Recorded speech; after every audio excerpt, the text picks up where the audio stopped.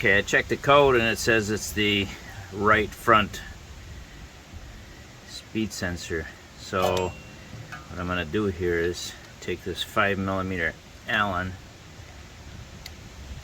wrench and take out this and try to clean the sensor off.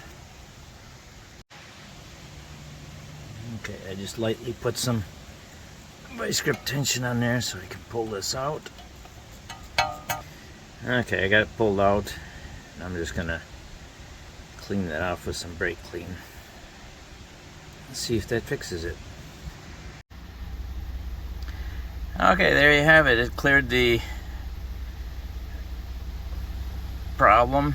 There was just a little bit of grease on there. There might have been a little bit of metal in with the grease. I don't know. But I cleaned it off and put it back in, and now it's working again. So don't replace your whole hub assembly if it's not bad. Clean it first.